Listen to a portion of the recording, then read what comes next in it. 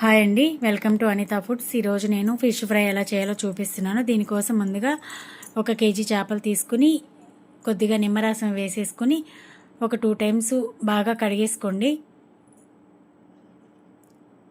శుభ్రంగా కడిగేసుకున్న తర్వాత ఆ ముక్కలు తీసేసుకుని గిన్నెలోకి కొద్దిగా ఉప్పు, కారము, అలాగే ధనియాలు, జీలకర్ర పొడి మాత్రమే వేస్తున్నాను.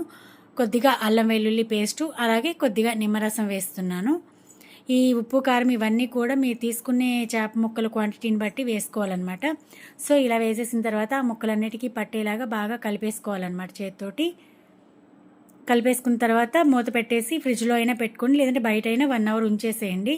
ఆ మసాలా అంతా ముక్కలకి పట్టేస్తుంది అనమాట, అందుకోసం అని చెప్పేసి. తర్వాత నేను ఓవెన్లో పెట్టుకోవడానికి ఓవెన్ ట్రే తీసుకుంటున్నాను అనమాట. ట్రే తీసుకుని దీని మీద ఇలాగ ముక్కలన్నీ సర్దేసుకుంటున్నాను.